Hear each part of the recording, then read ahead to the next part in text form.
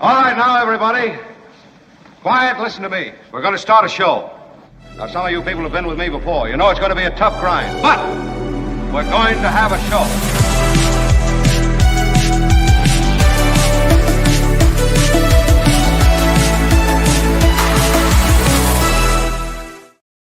Thank you all. I love it too. It's a Tuesday, and it's our Big Tuesday show. Kim is here. Kim, how are you? I am excited always when my darling Kim makes it in, and when my darling Tony, who hates it when I call him my darling Tony. Thanks, Tony. I love it. I don't need this gig. He doesn't need it. That's how far That's enough it for pushes Tony. him. Yeah. But my third darling makes an appearance today. Albert, the commissioner of March Madness, Albert, thank will you. be here. Yes. So we're very excited. March Madness begins tomorrow. You fill out your brackets today. And if you don't know what it is a show tradition that to match up, run concurrently with March Madness. We have March Madness, which puts up different sound drops from our show against each other. They fall into brackets. You pick winners. You'll pick your bracket ahead of time. And underneath this video, there will be a link to where you sign up and get your bracket. And then after that, it's just hoping that your bracket comes through. And even if you're not holding a bracket, you can still vote on the sound drops. But don't take my word for it. Take the word of the commissioner of March Madness, Madness. who joins us now. So, Albert, welcome, sir, and thank you for joining us and getting us started. Before we get into the heavy news of the day, I do want to remind everyone that there is no wagering on March Madness, but things do begin today, right? The brackets are available today. Yeah, and a good amount of people have already filled out their brackets. So if you're unsure of how to fill out your bracket, in the description of the video is the link for the brackets. It should look something like this. Once you create an account, I suggest just create an account first with this website, officepoolstop.com. And then you could just click that link at this video, and then you could automatically join with the password, which is also included. The password is ironrod. Ironrod is the password. Good. All this is in the description of the video. I love it. I encourage all of you to just fill it out throughout the day, including Kim. Kim, I hope you could join the brackets. Yeah, Kim is kind of like sometimes she plays, sometimes she doesn't. I always play along, but I don't bracket it. Oh yeah, you haven't ever played. Is what I meant to say. Today I will make a point That's to fill out my bracket, because then I'm always really sad when I haven't filled out my bracket. Yeah. And then so today is the day, the bracket day. Good, because I do think that there's a quality of participation within the show that you're on that you should step up and match. So, hey, Albert. In light of what Kim said, people do have until 11 a.m. before the start of the show tomorrow to fill out your brackets. So you don't have like the whole week to fill out your brackets. So it's only you have essentially 24 hours. You have until the start of the show tomorrow. Yeah. Start of the show tomorrow. The tournament will begin, and the brackets will lock. So. I did see in the glimpse of the brackets there that it looks like what is the Trump? I have the concepts of a plan. Wasn't his thing that? I mean, it was playing off yesterday. That was our play-in from yesterday, and right. Won outright.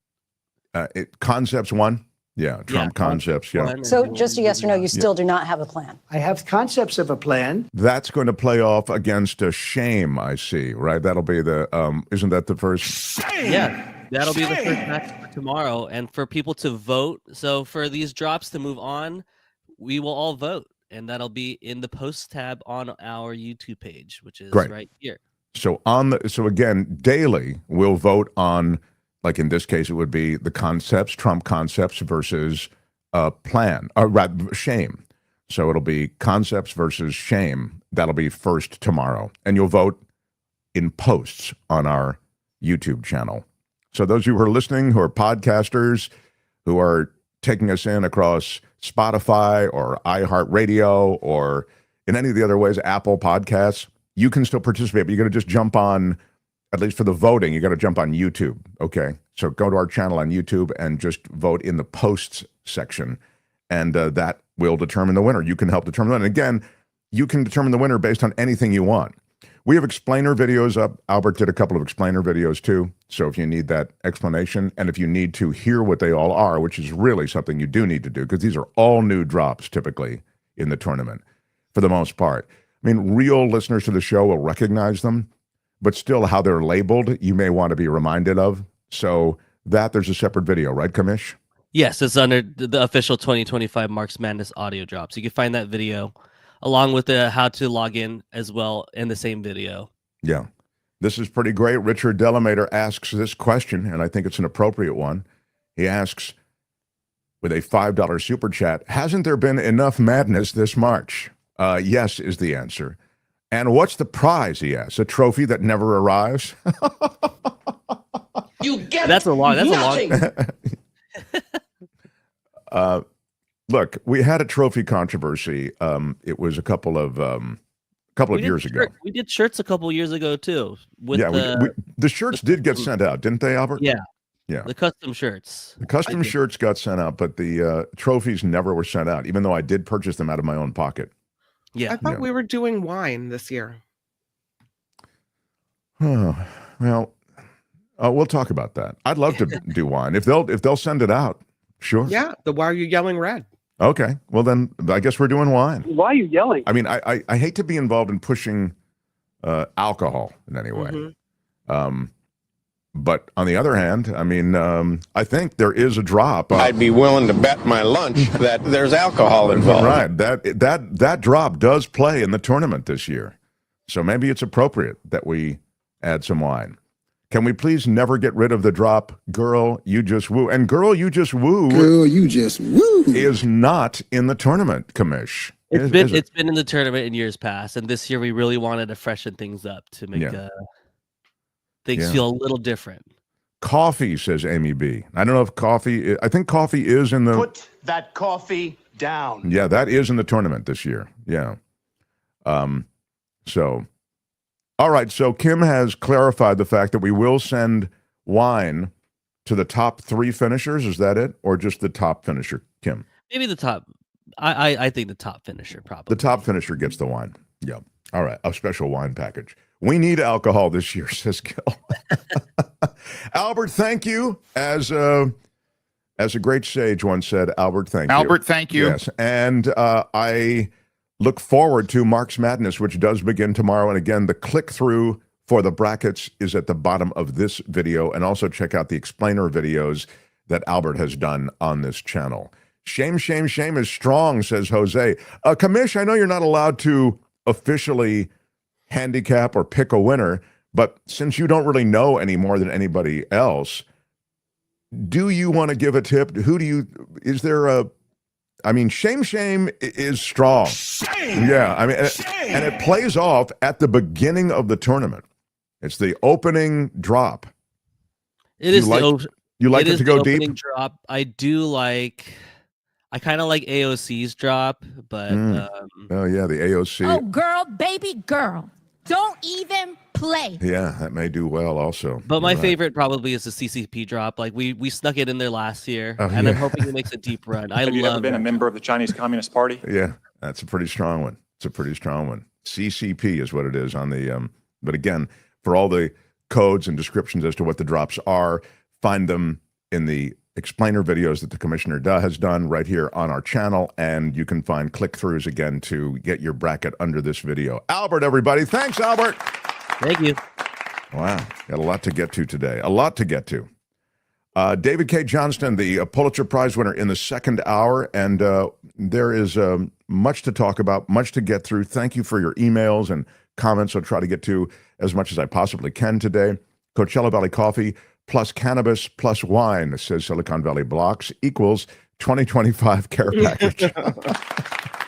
Yeah, it does feel as though we are going to need the full complement of medications this particular year. So, The Mark Thompson Show. Let me start with something bizarre.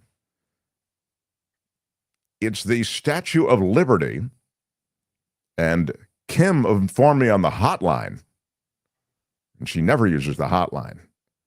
And my hotline rang.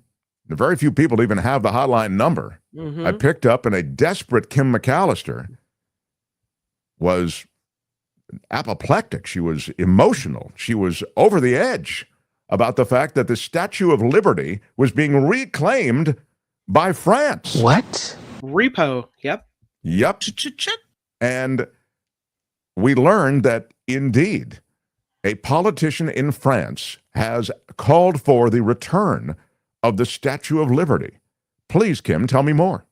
Well, the general thinking is that if we're not going to uphold liberty around the world, and if we're going to slam down immigration, then clearly we don't want liberty, Lady Liberty anymore. We don't abide by the tenets, and so we should give her back. America says no. We are not giving back the Statue of Liberty. As a matter of fact, it's a UNESCO World Heritage Site, and we're keeping the Statue of Liberty. Well, that's so un-American that the Americans seem to be so dug in on this. And usually it's such a mellow, all right, maybe you guys are right. I guess we've been a little tough. I had to make sure this wasn't a story from The Onion. Like, is this real? Is this for real? The French politician said this is a quote. Of course, it's in French. I'm quoting it in English. We're going to say to the Americans who have chosen to side with the tyrants, to the Americans who fired researchers for demanding scientific freedom, give us back the Statue of Liberty. Of course, you know, even if this came from more than just one politician or even one group of politicians in France, it would be almost impossible to, you know, get the Statue of Liberty back. But it's more the notion that they would want it back based on the actions of America and the leaders of America now. No take-backs. And it was Caroline Leavitt who said in the press conference Monday, we're not giving it back. My advice to that unnamed low-level French politician would be to remind him or them that it's only because of the United States of America that the French are not speaking German right now. Oof, that's a burn. That is a burn. Of course, that alliance, by the way, is, you know, the post-World War II alliance that is in a shambles, right? It would appear, you know, NATO is going to be something that America may not even be part of before long. I would argue that if Trump had been in charge, they would be speaking German. We all probably would. Snap, snap. I am telling you what. Kim is loaded for bear today. I mean, don't you think? Not a Trump fan, I can tell. Well, it does appear that America seems to side with fascism. I'm hoping it's just a fever dream and it passes, but it does appear to be the case. There is other big news. The hotline rang again today, just early this morning with the word that today is the day that supposedly they are going to release 80,000 pages of minimally redacted JFK investigation file. The president of the United States, who promised the last time to release the JFK file, this time says, you've got a lot of reading. I don't believe we're going to redact anything. I said, just don't redact. You can't redact. He's saying that it will likely be interesting. He said he's heard about the files when asked if he's seen what's in the files. And he says, I'm not doing summaries. You'll write your own summary. Do you think that the people that are conspiracy theorists and have doubted the official line all along, if they don't see something they consider true in the files, there's still going to be conspiracies about it? Oh, yeah. Well, first of all, as you described, the official line, no one believes the official line. I mean, no one believes the Warren Commission report on JFK assassination. No one. I mean, no one, absolutely no one who has a brain in their head should believe that Warren Commission report. They just wanted to get a report out. They wanted to chill everybody out, and that's what they did. But it just doesn't even pencil out accurately. But I'd say this is not an administration that will release anything of a sensitive nature. They are, I understand they're advertising. Look, prove me wrong, please. But I think they advertise unredacted. They advertise, we're going to drop the Epstein files. We're going to drop the files on Area 51. Excuse me. One moment. Yeah, they say they're having lawyers review the files, and the DOJ said all lawyers who handle national security measures will review between 400 and 500 documents each, and that sometime today we're going to get a peek at it. But Mark, I just don't think it's going to put any conspiracies to bed. Yeah, and I guess I'm just saying that I'd be surprised if it comes out as advertised. You know, I get that they're saying it'll be unredacted, minimally redacted, but I just think it will be. I think it's all show and no go with this administration on this kind of thing. But look, prove me wrong. I'd love to read, you know, what information might be in those files. There's certainly no shortage of theories, and I do believe there was a conspiracy involved with the JFK assassination. That doesn't. I mean, conspiracy could mean three people. You know what I mean? A conspiracy is just a group of people who agree. But when you talk about potential CIA involvement, for example, I mean, then you're talking about a conspiracy at levels that have never really been articulated at an official finding.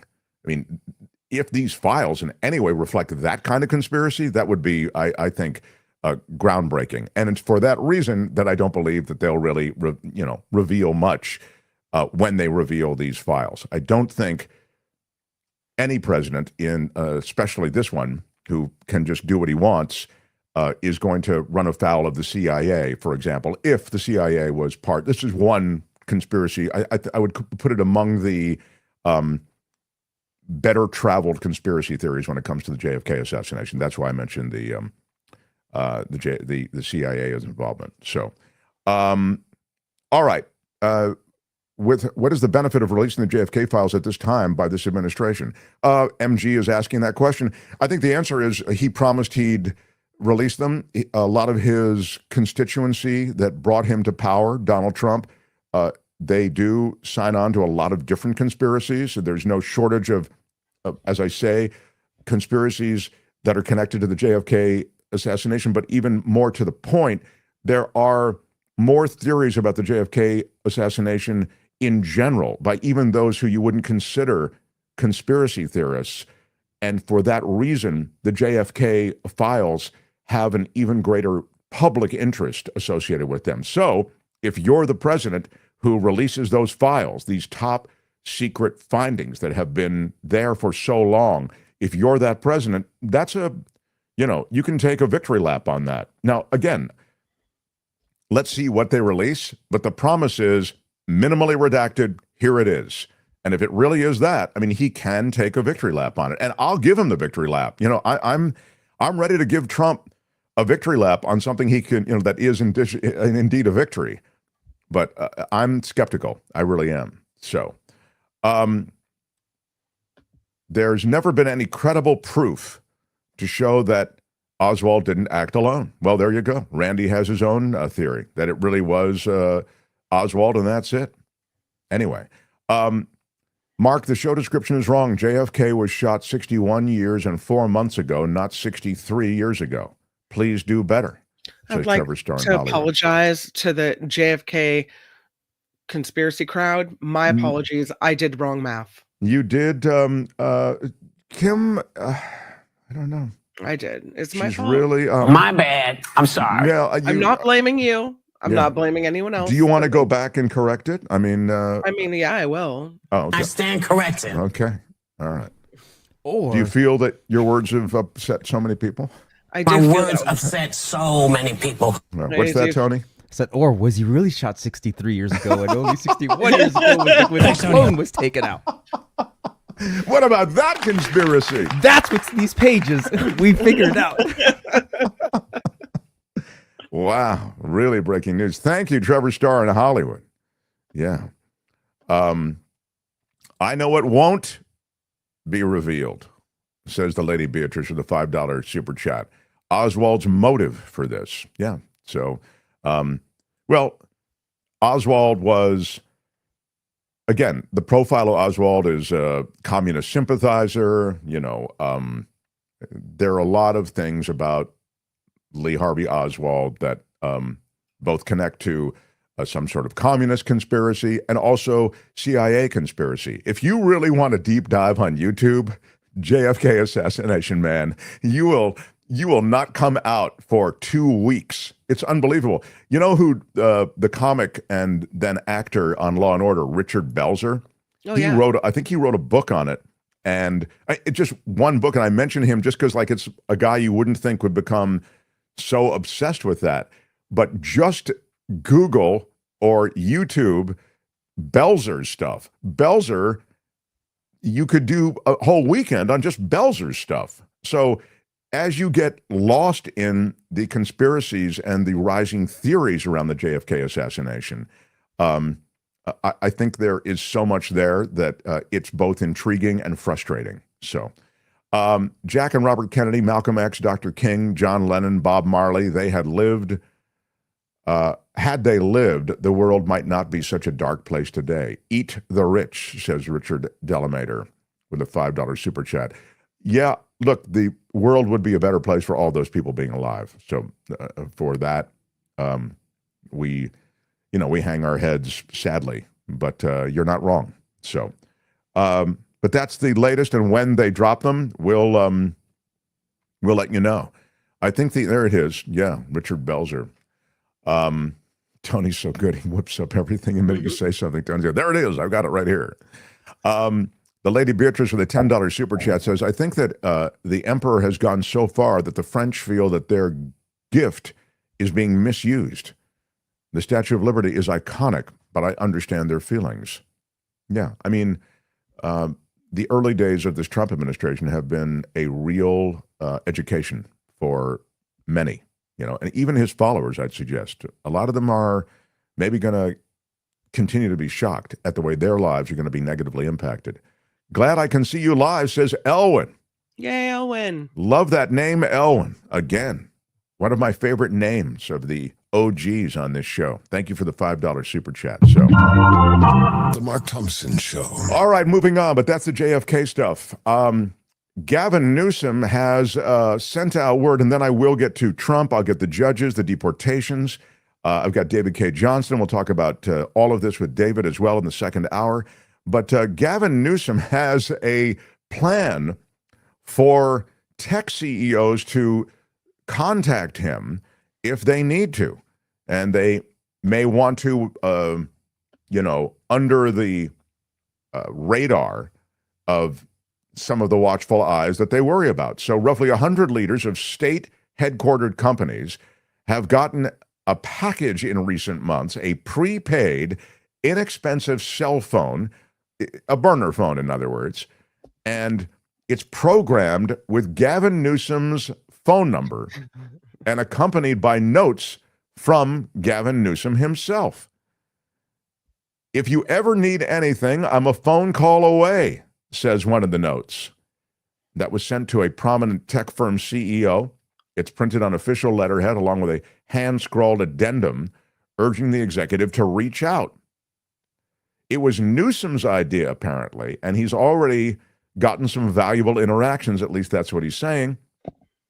And Newsom is very much the texter, very much into, apparently he's texting all the time. And so he wants an ability, I think, to reach a lot of these tech bro type people, people who are relevant, particularly in Silicon Valley. And I understand why. It's an engine of, you could just say this, and there may be a number of reasons, but I can say there's one, and it's an engine of the California economy. Why not be able to be in touch with these people? I suppose the interesting part is that, they, I guess, don't want a paper trail. It's interesting. You could do this on WhatsApp also and still not have a paper trail. But the California Protocol Foundation picked up the tab. That's the organization that gets money from businesses and nonprofits for gubernatorial expenses like trips abroad or, in this case, burner phones. So taxpayers aren't on the hook for this. And also the inauguration account, I guess there's some money left over from that. But that's Gavin's latest. And with it, sounds kind of clandestine. You get a package with a burner phone and you think? You open it up and a note from the governor, call me if you need anything. Things are going to get hot. Yeah. Keep this. Call me if you need something. right-wing media is dominating the online space.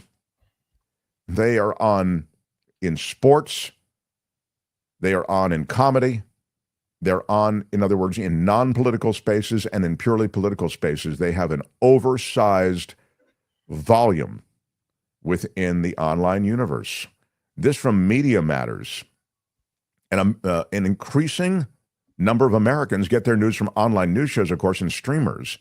And so when you look at that media ecosystem, it is extraordinary that the size of these shows, podcasts, streams, other long-form audio, video content regularly posted online, they say, reflects a right-wing bent.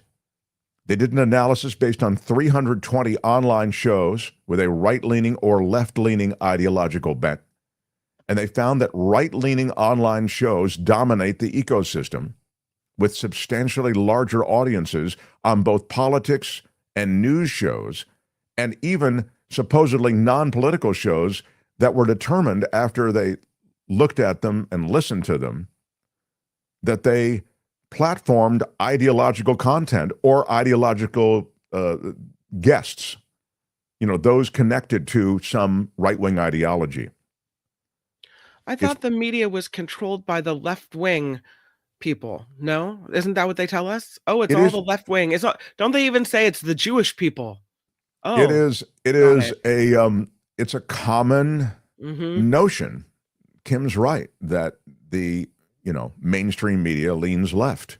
I don't know what the mainstream media is. If you talk about legacy media now, maybe, the ABC, NBC, CBSs of the world, that might be. I think there's certainly, I think they try to avoid, or at least they try to avoid the appearance of leaning one way or another. But they've certainly been cowed by the current administration. We've told you, and you know how ABC tapped out, CBS tried to tap out, then they couldn't because Trump increased the size of that lawsuit, $20 billion on the Kamala Harris thing. But you've seen the way that the Washington Post, under the control of Bezos, have tapped out on the opinion pieces that relate to Donald Trump, mostly the endorsement. Similarly at the LA Times. So even legacy media, I think it's hard to find how they lean left. I think they're trying to avoid the ire of this administration.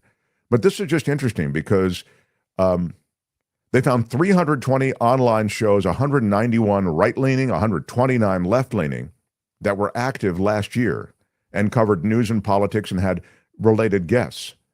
They had 50, this is a wild stat.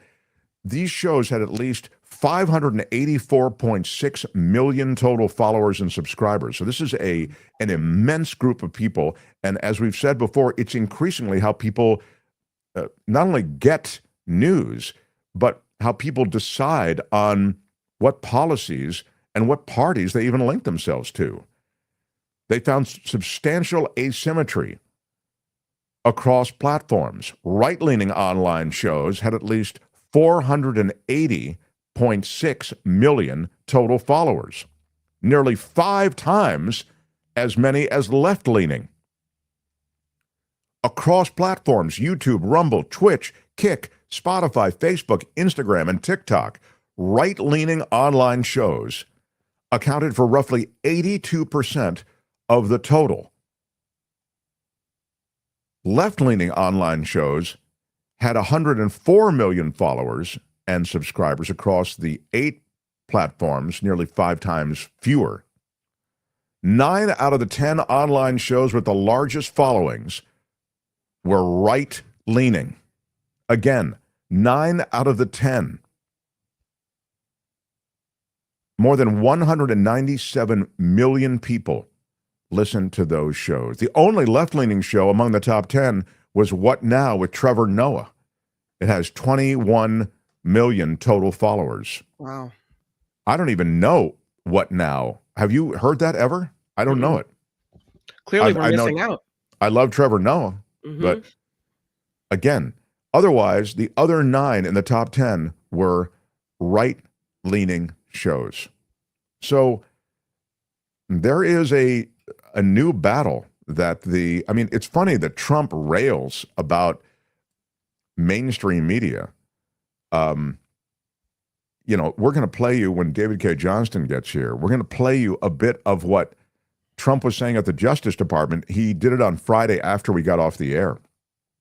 He was going after MSNBC, and he's naming people by name. I'm Mark Elias among them, and I think Andrew Weissman might be one of them. These are people who show up. These are lawyers who show up, and some of them have podcasts. I think Elias has his own podcast, and I mention it because he's calling them names and saying that they're involved in criminal activity, and these are political efforts to undermine his presidency, and this stuff is illegal. He's saying this at the Justice Department, and I find that to be yet another plank in the platform that he's building toward total authoritarianism, right?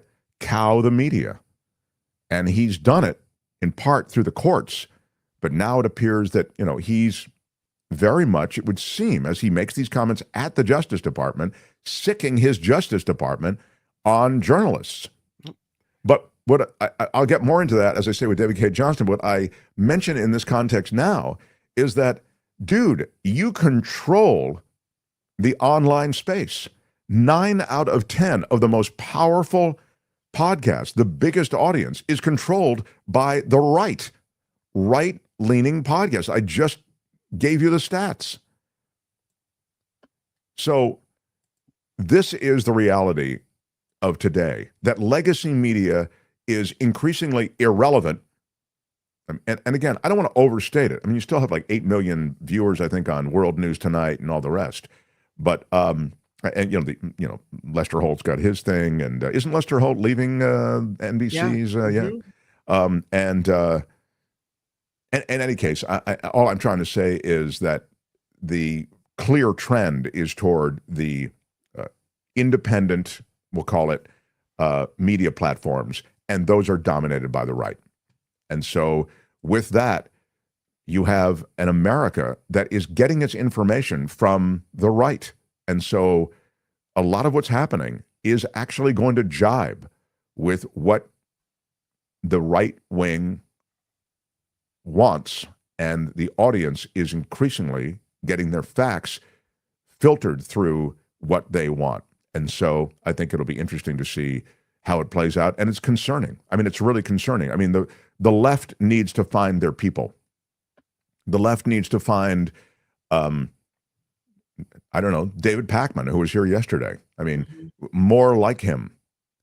The power. I mean, Midas Touch is a great example of a network that's doing well. It's punching through, right? I mean, they've surpassed Joe Rogan, at least in clicks. I don't know about downloads or whatever, but they've overtaken Rogan. And so Midas Touch Network does some great stuff. Our friend Anthony Davis is on Midas Touch Network. His stuff is great. They have lawyers on who are really terrific. And so that stuff will get through, but it's just being completely overshadowed by the right on the online space. So that's worth noting, and it's worth knowing about. And as I say, it's worth addressing.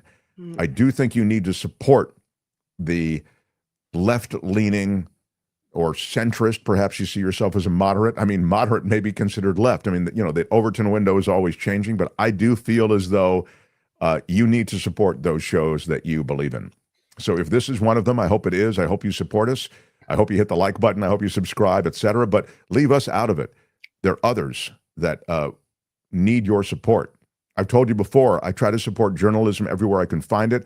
A lot of my friends abandoned the Washington Post when Bezos didn't let that the opinion editor offer an endorsement the last presidential election. I didn't cancel my subscription. They're doing great reporting there. I mean, I just think that's completely short-sighted to cancel your subscription to any of these papers during a time that journalism is really threatened. I think it's an awful idea. I get the LA Times, New York Times, Chronicle, Mercury. Those are just the main legacy newspapers. I think I have a couple of others, and then tons of Substacks, and then tons of other offerings that provide great investigative journalism. So the American Prospect and Now, I mean, I can build the list, but you have your own list. So I encourage you to support those outlets that are doing hard work. So, The Mark Thompson Show. all right, what about this? Trump is lashing out at Joe Biden. This is pretty wild. I feel like this is a chunk of Trump territory. Am I right, Kim? You might be, yeah. Yeah. Tony, if you could stand at the ready, tell me when you are ready. I'd like to do it now. Ladies and gentlemen, they've grown to love it. It is your chunk of Trump. Open wide. Ready? Here comes your chunk of Trump. It's my favorite food. With your first bite, here's Mark Thompson. I have a feeling it's going to be beautiful. It's so unlike Donald Trump to take things so personally and to follow through with the persecution of his rivals. It's extraordinary. Just doesn't feel like it's on brand for him. But he's so even-tempered. Nonetheless, he moved forward yesterday to announce, and he does love announcing things, that he was ending, quote, immediately, the Secret Service protection assigned to Joe Biden's adult children. The former president had extended to July that Secret Service protection shortly before leaving office. Trump has posted his intention and has said Hunter Biden has had Secret Service protection for an extended period of time, all paid for by the United States taxpayer. That's kind of, considering how much we're getting charged for the golfing outings, it's a little bit of an odd look, but all right. Please be advised, he continued, effective immediately, Hunter Biden will no longer receive Secret Service protection. Likewise, Ashley Biden, who has 13 agents, will be taken off the list. Former presidents and their spouses get lifelong Secret Service protection under federal law, but the protection afforded to their immediate families over the age of 16 ends typically when they leave office. Though both Trump and Biden extended the details for their children for 6 months before they left office. And so both of them, I mean, Trump the first time and now Biden this time, did extend that protection, but Trump is now pulling it. I wouldn't say that he did nothing wrong, but Trump has spoken out and had such vitriolic things to say about Hunter Biden, almost whipping up a frenzy of anti-Hunter Biden sentiment. I'm sure that has created threats. It's really, I think, short-sighted to pull his Secret Service detail. He seems like a guy who might need some protection. Yeah, I agree. I mean, he's been vilified by the right, and I don't like Hunter Biden at all. There's almost nothing I like about him. And I do think that he did shady stuff, maybe even illegal stuff. I mean, he was a train wreck, to be blunt about it.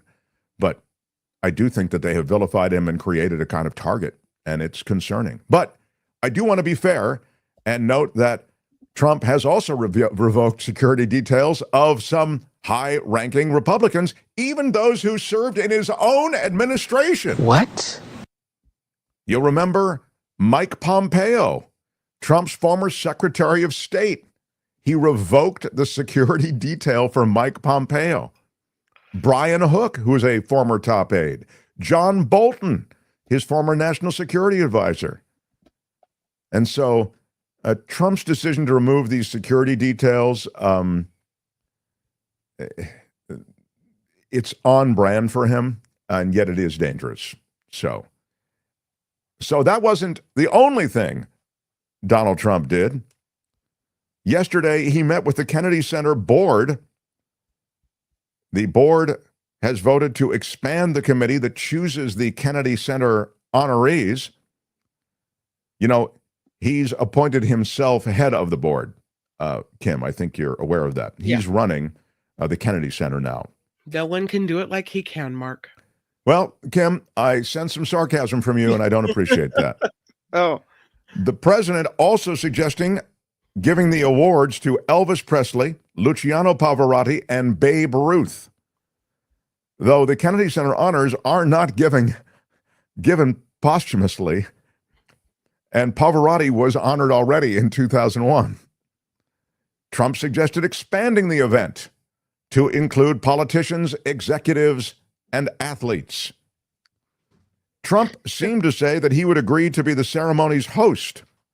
He said, quote, "I don't want to, but I want this thing to be successful." Oh, he's the only one who can, Mark. You know. Apparently, Kim, and don't doubt it, he's a good showman. Yeah. And he also, at other points during the meeting, apparently shared personal stories and anecdotes, including a couple about the first time he saw Cats. Oh. And which members of the cast of Cats he found attractive.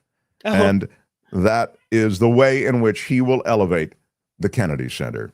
That's your chunk of Trump. That's it for this edition. Well, I really enjoyed it. But make sure to join us again next time I think you might want to listen. There's nothing wrong with listening. for another chunk of Trump. The Mark Thompson Show. David Cay Johnston joins us in just a minute. Looking forward to that. I will tell you that the smack talking doesn't just come from Donald Trump. There was a bit from those who have been targets of Donald Trump's ire. I'm talking about the January 6th investigative committee.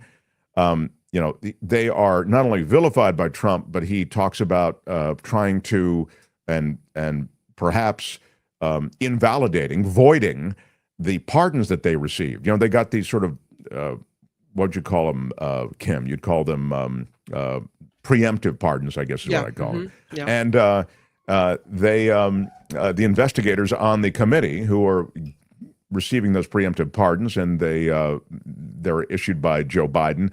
They're now saying, "Hey, dude, if you want to void the pardons and come after us, void them and come after us." Despite their threats to Congresswoman Cheney and the chairman of our committee, Benny Thompson, no one has committed any kind of infraction in the conduct of the January 6th proceedings, nor in the preparation of our report, and no one has laid a glove on a single factual statement in our report. That said Jamie Raskin. He also sat on the January 6th panel, of course, and he said, "We're proud of our work documenting the insurrectionary violence, and they haven't contradicted any of our findings. Everything else is political noise," he said. The members of the January 6th committee stand by our work. Adam Kinzinger said, "The January 6th committee did a great job." He wrote, "It stood up for democracy while Trump and his sycophants tried to burn it down. The people who cooperated did so in the name of truth, accountability, and the preservation of our republic, and they were almost, in quotes, I should say, rather in caps, all Republicans," he notes.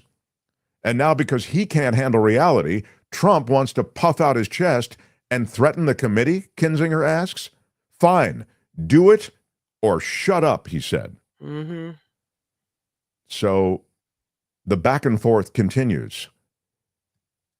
There are few in Washington that are really standing up to Trump, and I think those are a couple of them. Vilma says, by nullifying Joe Biden's pardons, Vilma is an OG of this show with a $5 super chat. Trump wants retribution against the January 6th committee and the witnesses that appeared. Of course, that's true, Vilma. Yes, you're right. It's deplorable. It's disgusting. And it's right on brand for this administration. I mean, the jihad that they've gone on against his perceived enemies, it's extraordinary. And we're going to get into more of it with David Cay Johnston, because now he's taking on the media. And he's not only taking on the media in some generic way, he's naming specific journalists and lawyers who have podcasts, etc. It's concerning. I mean, it's sort of I guess the courts and media would be the two outstanding things that have to be completely subsumed under this administration's control, completely absorbed. And then you have out and out, total, wall-to-wall, 100% authoritarianism. The existence of some media now that is independent, the existence of some court decisions that may be enforceable, even though we'll talk to David Cay Johnston about the the decision by this judge that was essentially blown off by the administration regarding the deportations. Though the existence of those things still suggests that this coup is not complete, I think it's close to complete because you have the total surrender of the GOP, and that is essentially a check on the president's power, and they've surrendered it. So with that, I think this soft coup is almost complete. And please, let's not skip over the fact that he has installed loyalists at all of these different administration agencies that would be involved in regulations of all sorts. I mean, he's fired all the inspectors general. He's installed loyalists at the Justice Department, the FBI, the CIA, et cetera. There is no branch of government that's supposed to be operating independent of the executive that will be operating independent of the executive any longer. And so in that way, the soft coup is almost complete. But I would say that you've got the judiciary, which, as I say, is sort of functioning. We'll have to see. And then you have the media, which again has begun its surrender. And I detailed just a few minutes ago in the ways in which it has. And we'll have to see if it does completely. So now, I'm just looking at the, do I have time for, I'm just looking to see what I have time for. I wanted to run a little bit of the Stephen Miller thing. It's pretty insane. So Stephen Miller is the Mark Thompson Show. Stephen Miller is the Trump henchman who has real that kind of performative rage where you feel like, wow, dude, this is like a dinner theater performance when you could turn it on when he's on cable news and he's railing against the left. And he really seems to be playing to his boss, you know. They all start with thanks to the great work and vision of our leader and our Lord and Savior, Donald J. Trump, we have now taken action to protect this country. It all starts with that preamble, though, you know, that you have to sort of, you know, bow and genuflect as you then. So play a little bit, if you would. This is Stephen Miller talking about the judge's order that involved, of course, the deportation of those Venezuelans. These are all gang members. The reason, well, I'll get to this in a second, because I think there are a couple of aspects to this, and one of them, and a very important one, is not favorable to the left and to Democrats, and I would say works very well for Donald Trump and the right. So this whole Venezuela thing, this could play very much positively for Trump. I will discuss that in just a second, but here's Stephen Miller talking about it on Fox News. Was another future rape victim, another future sex trafficking victim, another future murder victim. And most importantly, every one of those people was here illegally. They have no right to be in this country for 1 second longer. They are illegal aliens, they are foreign terrorists, they are alien enemies. And the law at the heart of this issue was signed in the founding generation of this country, the same generation that wrote our Constitution. People say, oh, it's an 18th century law. You know what else is an 18th century law? The Constitution of the United States, the Bill of Rights of the United States. The founding generation gave us this law, gave President Trump this law to repel this invasion from our country. And it was all detailed in the proclamation, how this gang was sent here by a foreign government and President Trump is sending them out of this country. Well, we look forward to learning more about that, because that connection is very crucial. And I think it is, you know, there's no higher calling for any president of the United States than the national security of the country. And I think that the law tends to support that. So we look forward to watching this. You can call Weissman names and he can call you names. And that's what's great about living in America. This is a tit for tat with Weissman. This is a tit for tat with Weissman. I will defend American lives working for President Trump, and Andrew Weissman can defend illegal alien rapists, terrorists, and predators. I believe that up to you guys to argue. Good for him. I've chosen my side. Americans have chosen their side, and President Trump has chosen the side of fiercely defending the American people. I hear you 100%. How about Whoopi Goldberg? Let's watch this real quick, and then just a quick. Yeah, let's watch Whoopi for a second, Tony. Let's watch Whoopi. You know, I love Whoopi. If you could, on the other side, and then more. Yeah. Go ahead. Let's play it. You just got to keep your eyes open, y'all, because if they can just come up and take somebody because they've made a decision that you're supposed to be that person, any one of us could find ourselves being deported. Any one of us could be taken on one of these planes to El Salvador, Stephen, according to Whoopi.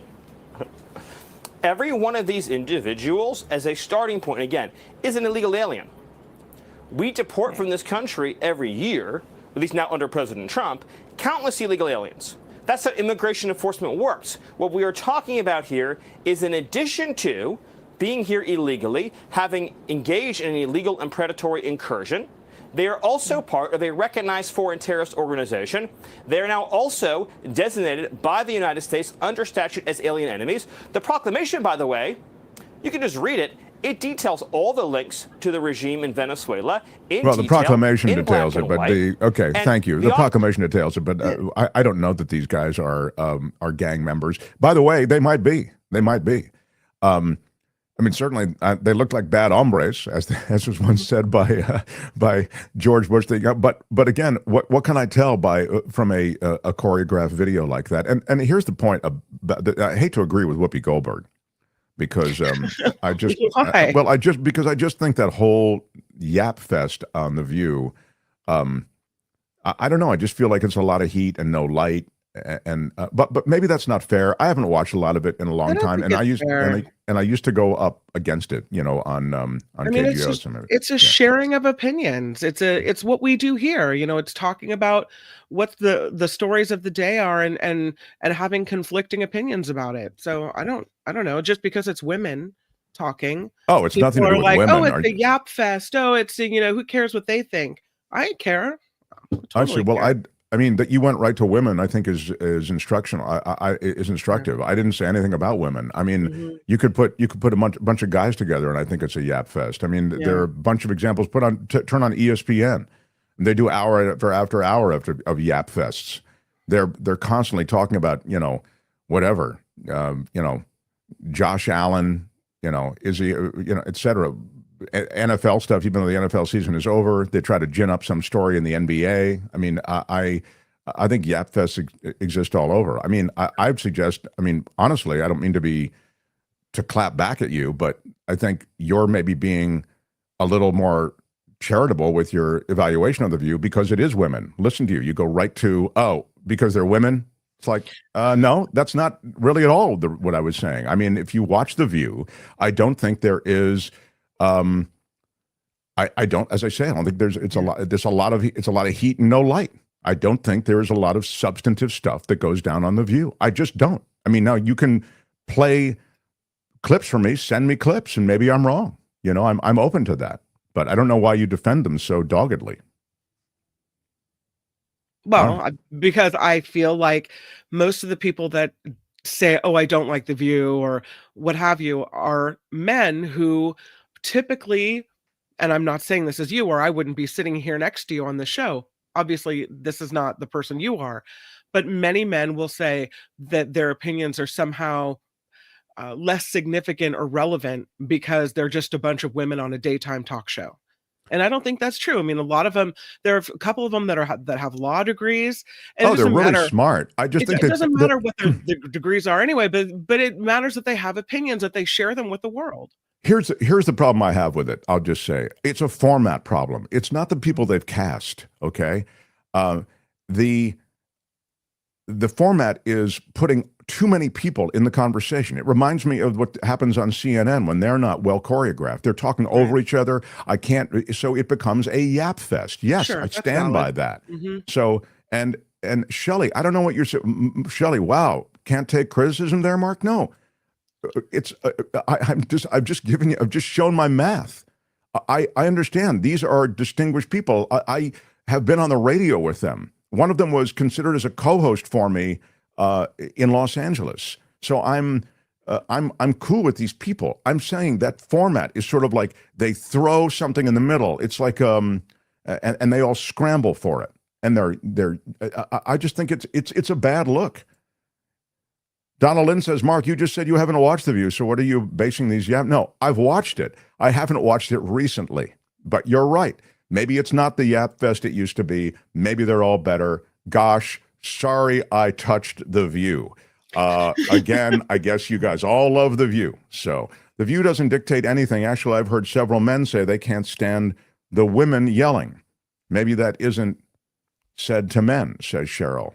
Oh, I don't know. I don't know. I haven't heard them yell. I've heard them try to yell to get their points across, but I hear that across the mediaverse. Again, if you like The View, if you're into The View, God bless you, and enjoy your view. I don't like, or whatever they say at the end of that show, enjoy the view. Don't they say something like that at the end of that show? I don't know. Something. But all I was trying to say is, at least as it pertains to this situation, I agreed with Whoopi. I was trying to agree with her, which was, ultimately, right now, I know it's a Venezuelan gang, but then there are very low bars for deporting people, especially if you can show that there's a connection to gang members. So it's already, if you want to think of it this way, easy to deport people. So this move that was extrajudicial, they did it without going through the process, that is troubling. And so to the Whoopi comment, which sounds extreme, but I kind of agree with it,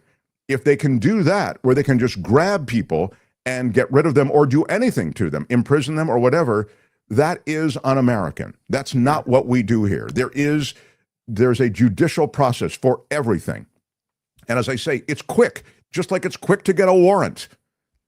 But get a warrant before you search my residence. It's quick. You can do it over the phone. You can do it now. They can text a warrant to you. So that was my point, and I was agreeing with Whoopi. Sorry to insult you guys on The View. All right. The Mark Thompson Show. All right, this guy's a Pulitzer Prize winner. Let's class up this act right now, okay? This guy's a Pulitzer Prize winner, multiple best-selling author, and of course, the co-founder of DCReport.org, now a professor at RIT. How about it for David Cay Johnston, everyone? Hello, Mark. Hello, sir. Got my RIT shirt on, so. I love it. Representing the Rochester Institute of Technology. I like to say it's where smart people go to get taught by smarter people. It is Up for that. Yeah, it's a very, very fine institution. Well, I have a lot for you today. And the first thing I would ask you, just to dovetail with what we've been talking about, is this move to deport these Venezuelan, quote, gang members. And again, they might be gang members, but I just would have loved to have seen some evidence that they were. And here I thought you were going to ask me about The View. which, by the way, I've been on as a guest, and it is a big panel, just like when you see, as you mentioned, those like CNN panels with 6 people. It's like too many to communicate. This is a very disturbing thing that has happened here, and is a key stepstone on the road to complete dictatorship. The administration won't even say who these people were, at least as of when I last checked the news this morning. So it's possible they deported American citizens. There are families of some of the people who were deported who say that there's no affiliation by that person with a gang. And due process is a fundamental element of a free society. Now, Tom Homan, as you probably mentioned earlier in the show, the deportation czar, says he doesn't care what judges say or do. Wow, the minute you get to that, you absolutely are now living in a dictatorship. This mealy-mouthed, well, the order was verbal, it hadn't been reduced to writing, therefore it doesn't count, is ridiculous. Any law professor, I used to be a law lecturer, will tell you that. So, I mean, this is a really disturbing action. And by the way, notice that they haven't gotten their numbers up. Trump came in saying, we're going to deport these enormous numbers of people starting right away. And in a number of days, they've been below Obama, who had been the record holder on deportations in this century, and below Biden. But yeah, we should be very worried. And the idea that we would deport people to a third country, to El Salvador, which is a dictatorship run by a pretty fascistic leader, that should also be very, very troubling. And then there's this utter contradiction of the representative of the Justice Department saying, we can't talk about a lot of this for national security reasons, when there's video of this, including produced video with music for the background to provide some drama. This is venturing into the evil version of what my children used to call Happy Go Magic Land. Well, I mean, it was an official government media release, as you say. It was released like a little short film. But it's a secret. Yeah. It's a secret. We can't talk about it in court. So the shining on of the judge's restraining order, the judge saying, you can't do this, you need to turn these planes around, and those that haven't taken off yet cannot take off. Despite that, and the New York Times did the timeline, there was a flight that had yet to take off that took off despite that judge's order.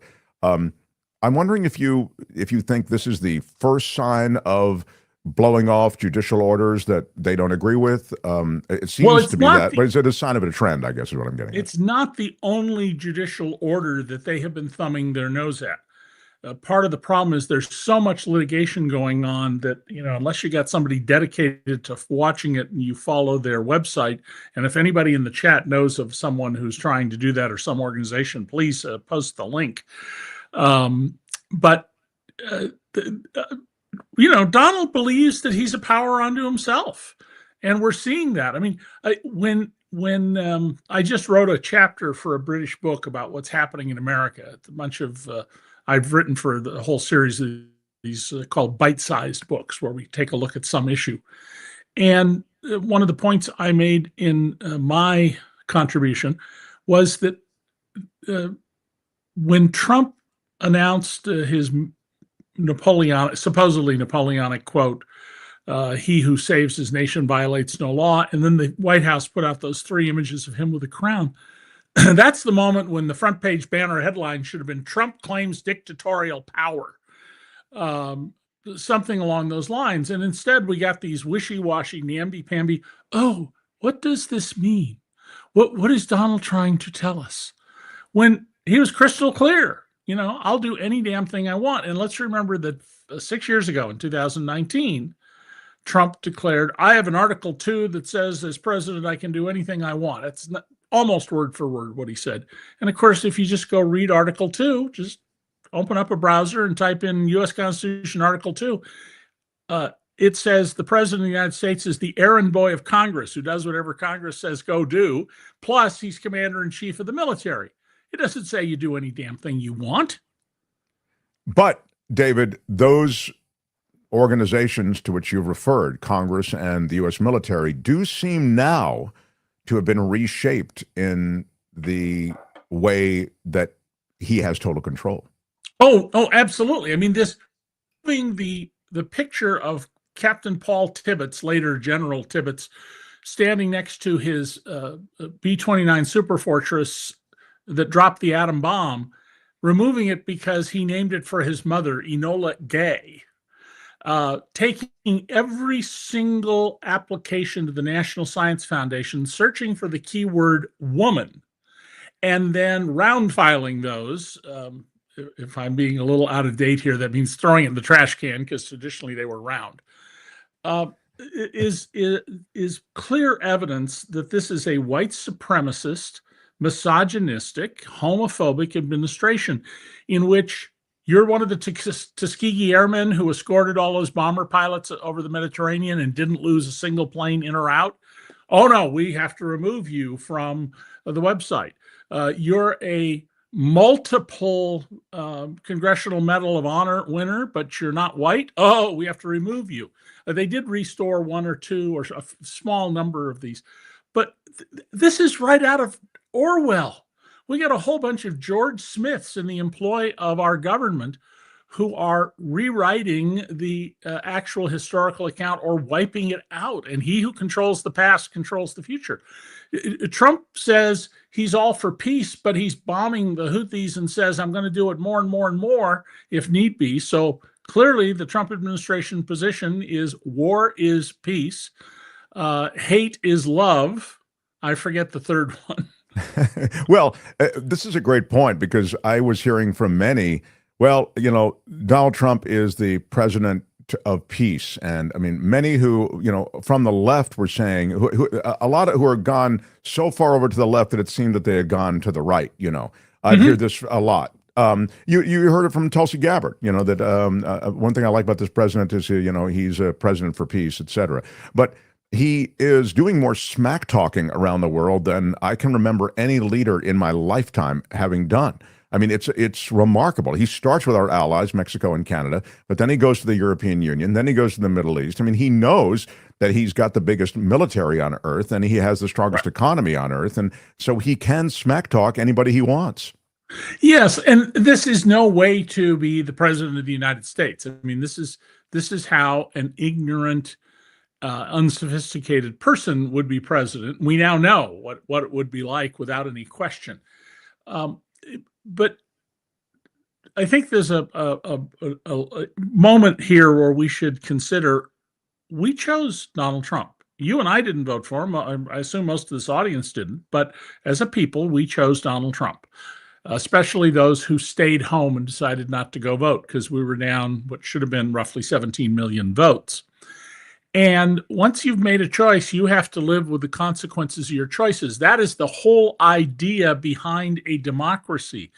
We don't have a tyrant or a king who tells us what to do. We decide, well, if we've decided to put a tyrant in the White House, which is what we have unquestionably done, then we have to live with the consequences of that.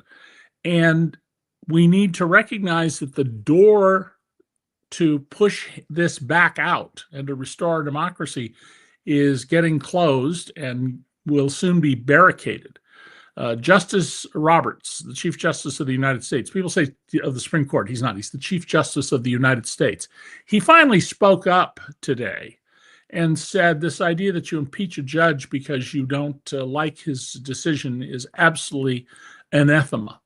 Now, hopefully, he will come to realize that cockamamie decision he wrote that any official act of a president is beyond review except by impeachment was crazy, unconstitutional, not thought through, and needs to be revised. I don't know how that issue would get back before the court, but we need to fix that decision because if anybody should be strictly accountable, it's presidents of the United States. Yeah, and I'm glad you mentioned that the Roberts comment because it came on the heels of Trump talking about how that judge should be impeached and Musk talking about how this judge should be impeached. And so I really did want to get your take on it. And so I'm glad you've offered it. I also wanted to get your take on something else that feels as though it is the other prong of this rising authoritarianism, and that is the attack on the media. As Trump stood at the Justice Department on Friday, and he began this, it was incredible, actually, this screed, which he sort of went after everything and every grievance. It was like that kind of stump speech, the angry, negative stump speech, and the Biden administration and all those people who came after me, and, the weaponizing of the Justice Department, but then he picked on the media, and he not only picked the media, but he called out a couple of people by name. Tony, can you play a little bit of the Trump remarks for David? I want to get his take. That's what he wanted to do. He wanted to scare the hell.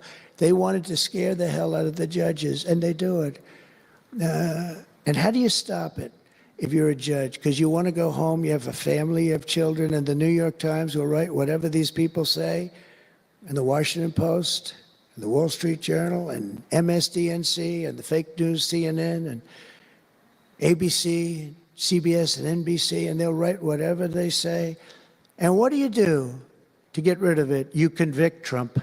All you have to do is be really tough on him and ultimately convict him, and they leave you alone. It's totally illegal what they do. I just hope you can all watch for it, but it's totally illegal. And it was so unfair what they were doing to her. But they do it all the time with judges. But in her case, she was very courageous, and it only made her angry. Wouldn't you say? It just made her angry. She didn't like it. Okay, that's good. And now how would Trump know what the judge's emotional state is unless there's been an improper communication? Oh, that's a great point too. Play the second bit, Tony, in which he calls out people by name. So he talks about the illegality, Mar-a-Lago, and did everything within their power to prevent me from becoming the president of the United States. With the help of radicals like Mark Elias, Mark Pomerantz, and these are people that nobody's ever seen anything like it. So many others, but these are people that are bad people, really bad people. They tried to turn America into a corrupt, communist, and third world country. But in the end, the thugs failed and the truth won. Freedom won, justice won, democracy won, and above all, the American people won. There could be no more heinous betrayal of American values than to use the law to terrorize the innocent and reward the wicked. And that's what they were doing at a level that's never been seen before. Okay, thank you. That was it. So you see in that speech, which was in prompter, a lot of it, which means that, he had to, there's a... He had to make it up as he went along. Well, he ad-libbed around it with the, there's never been anything like it before, of course, but, I guess what I'm trying to say is those names, Mark Elias and I think Norm Eisen, whoever, they were in the prompter, as was MSNBC, et cetera, which, David, I take to as the administration, those who are helping to craft that speech, they've agreed that this is a course that they want to pursue, and that is to go after the media. And that scares me as yet another prong of this rising authoritarianism. Well, so what they're doing is dehumanizing. And this was a technique, it's been used on the right and the left, but it was most highly developed by the Marxist-Leninists, and in particular Mao during the Cultural Revolution.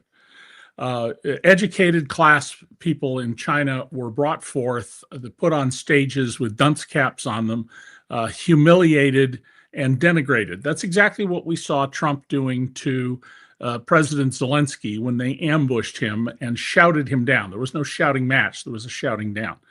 And this is an old totalitarian technique.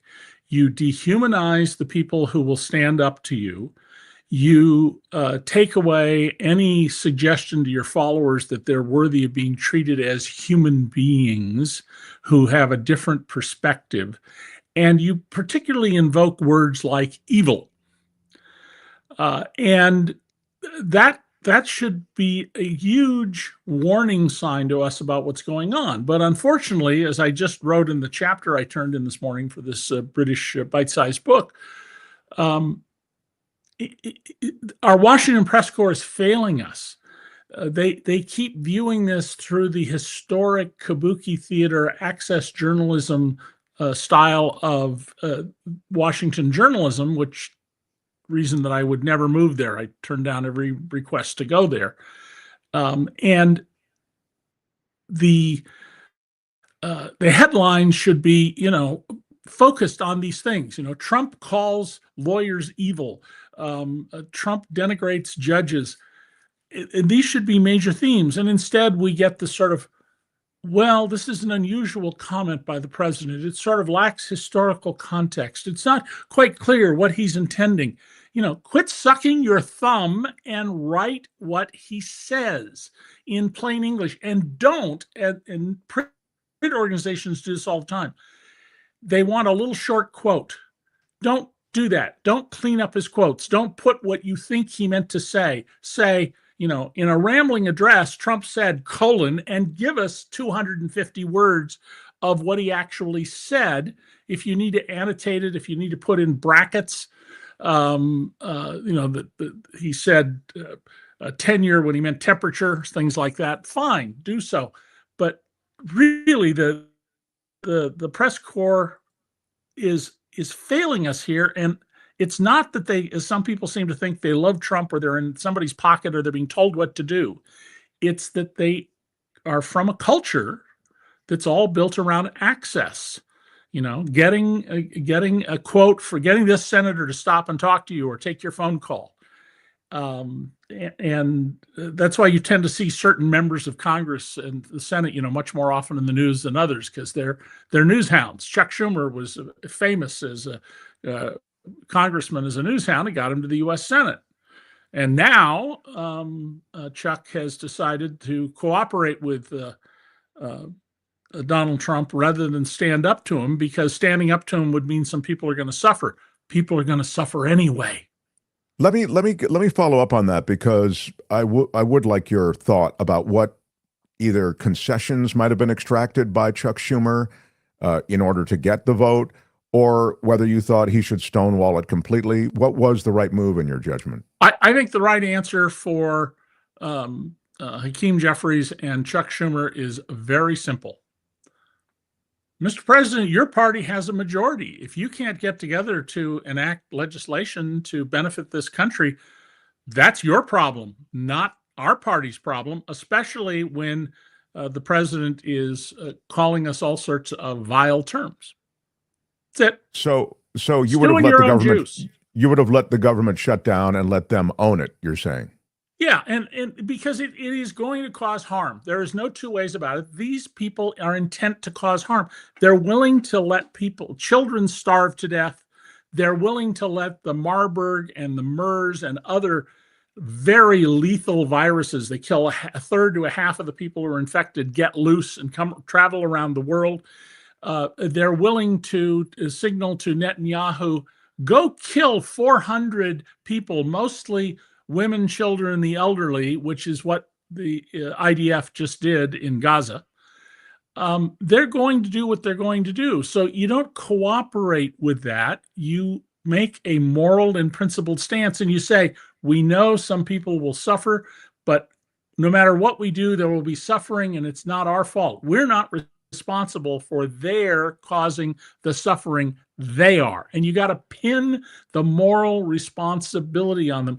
And part of the problem here, Mark, is there's been a really serious decline in this country, not just in the reading scores I've talked about in the show, not just in the arithmetic understanding in this country, but of basic moral principles.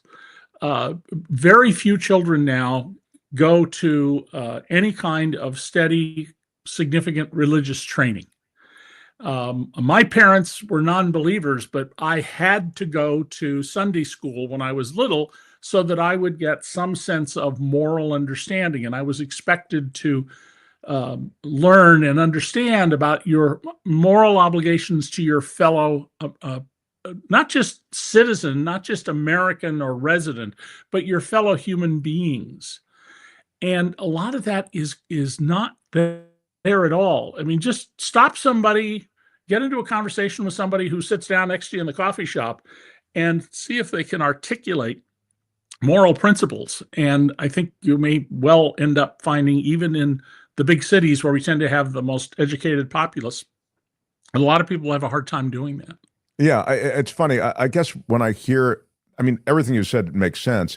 It's just, I find the religiosity that's now kind of being draped over so many different things. I mean, I understand it's pretty one-dimensional, but it's really not reflective of any kind of moral underpinning that this, for example, new administration has on people who need to be uplifted and people who need support. I mean, they're not reflected by the supposedly, the holy rollers that are a big part of this administration. Well, we have a TV preacher in America who a couple of years ago literally asked people to pray and send him money because his corporate jet wasn't big enough. He needed $55 million.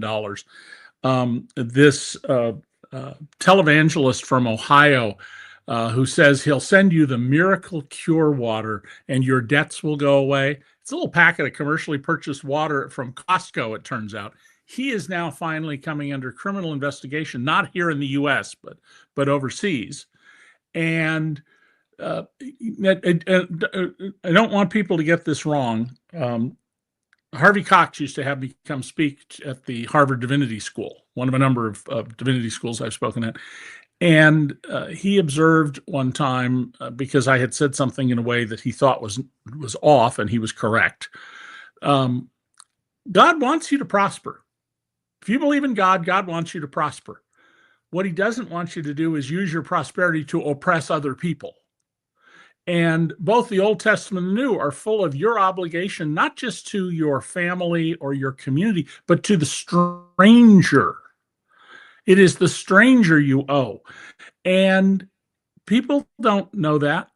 And so what we have is a president filled with hatred and grievance and And he has it so deeply that, Bandy Lee says, and I think she's right, the psychiatry professor who Yale fired, that it's a form of mental illness, and followers are infected, not literally in the sense of a pathogen, bacteria or a virus, but they adopt his mental illness as followers of cult-like organizations do.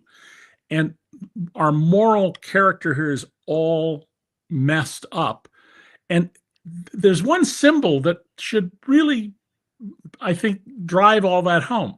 We have the richest man in the world taking away the opportunity for very poor children to get one healthy meal a day at their public school. And 1 in 5 American children goes hungry at least part of each month. 1 in 5 in this rich country. He is taken away food from children who will literally now starve to death overseas.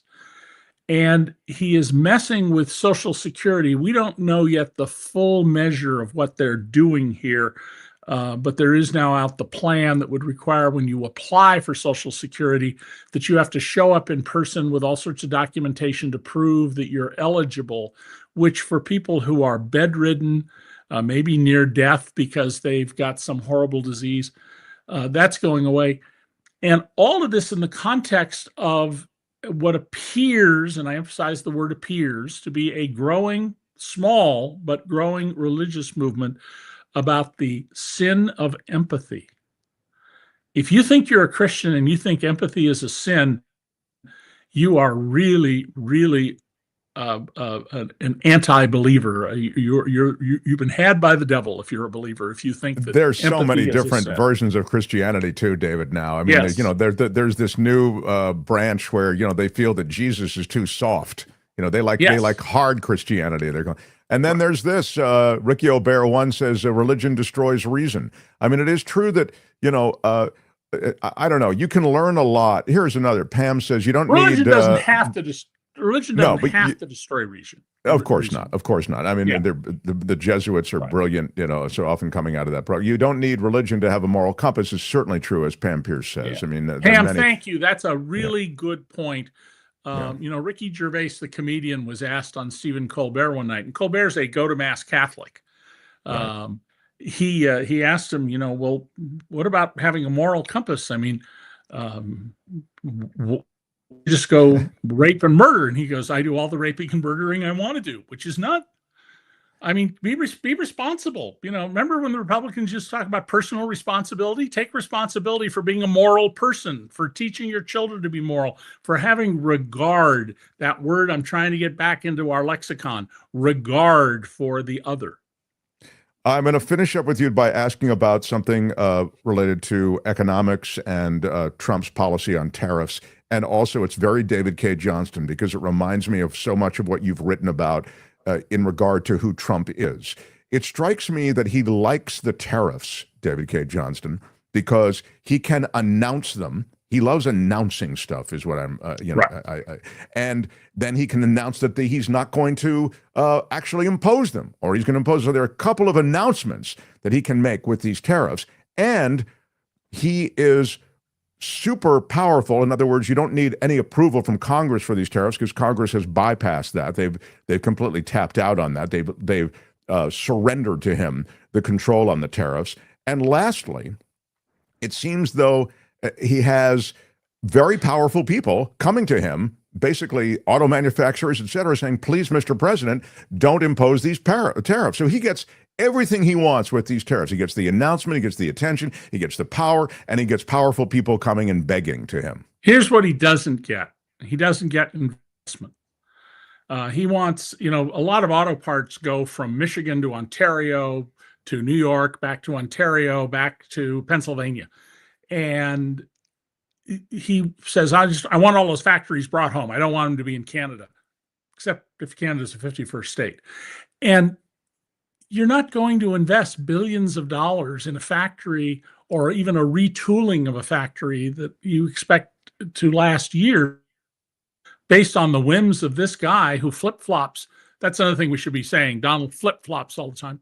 And yes, absolutely, Donald loves to humiliate people by making them bow down to him, whether it is literal or figurative. and he's got points of leverage on people. You'll notice that Jeff Bezos has changed the Washington Post editorial policies. He so far hasn't messed with the newsroom. So if you're a Post reader, keep reading the Post. There's lots of good journalism there. And Dr. Sun Xiong, who owns the LA Times, is doing more sort of weird things. But each of them's primary business is totally subject to abuse by the Trump administration. The doctor makes cancer medicines and is quite an accomplished scientist, world scale. We should be very glad this man is who he is and what he's accomplished, but he needs FDA approvals. And Jeff Bezos needs the cooperation of a whole bunch of things, from air traffic control to trucking regulation to the U.S. Postal Service. So let me leave you with one little thing. All right. I expect that before we're on again, I will have a story up, and I'll send you when it runs, about an old tax trick the Republicans are about to try to revive, which, if they succeed, which they didn't succeed the last time they tried this, because I exposed it on the front page of the New York Times in plain English. But if they were to succeed, here's what it means. If you are already rich, you will never have to pay taxes again. There's a very simple way to do that. You might pay a little tax, but insignificant taxes without having to do anything but a little bit of paperwork. And it's something Republicans understood 100 years ago when they saw what could be done and put a stop to it. But today, it's ideology, not real tax policy in Washington. I look forward to that piece. And when we visit again, I want to talk about Voice of America, which has been now completely taken apart. And I'd love to talk about this media environment and how important VOA is, or whether or not things have changed. So let's put that on the back burner for our next visit. Okay. Great stuff, David. Thank you. David Cay Johnston. Take care, Mark. All the best, my friend. Yeah, good stuff. The Mark Thompson Show. Yeah. Great stuff from David, always, and great comments. Thank you. Tried to kind of keep up with the comments along the way, but he is just, he's a treasure, he really is a treasure. The big dust up on the show today, if you're just joining us, is that I smeared The View, perhaps inappropriately or something. People are saying it was sexist or whatever. I didn't really mean it to be sexist. So. I saw someone say they're disappointed that you clearly don't like strong women, and that is 100% not true, or I wouldn't be sitting here in a little square next to you. Well, I'm de facto married to an incredibly strong person who, holds, I honestly, it's amazing that you can, I don't understand how I have to sign on to loving The View. Like, somehow criticizing The View has completely overturned everyone's view of my disposition toward women. It's like, what did I say about women? It's not like I said, if they had a guy on that panel, it would be a better show. I didn't say that, I didn't say, my deal on The View is there are too many people on that panel, just like I said it on CNN. I said the same thing about CNN. I mean, you have, what is it? I always count on the CNN, like, election night, they have like 9 people on their panel. How could that possibly be a way in which you could effectively analyze or contribute? It's just too difficult. So, but what they have on The View is too many people on that panel, and everyone's empowered to speak. There's almost like no boss. Whoopi, I guess, is kind of the boss. Yeah, she's in charge. Yeah. She runs the pace of the show. Yeah. Because of you, Mark, I'm watching The View with my wife, says Henry. All right, good. Well, look, live it up. I misspoke when I said that. I misspoke. Whatever I said, that it's not, Maybe you need to full tube in it. I mean, it's need a possibility. to. Would you like to apologize for what you've done? I wouldn't like to, but I will. I'll start with the Asian community. I want to apologize. And I wanted to apologize to the Asian community, the Asian American community. Even though I did not insult the Asian community. I want to. I'm a woman. I do not like The View at all. It's full of propaganda, talking points, not much substance. Thank you, Monica. Even though you didn't say anything positive about me, I'd like a little more positive. I'd like where's my Mark is right? Where's my amen corner? Gosh, it's. I blame you. It's crazy. I mean, it really isn't. I blame you. And I will. Y'all can all go to hell, and I'm going back to Texas. Exactly. I'm going back to Texas, man. Yeah. Mark, this is The View, and we are watching you.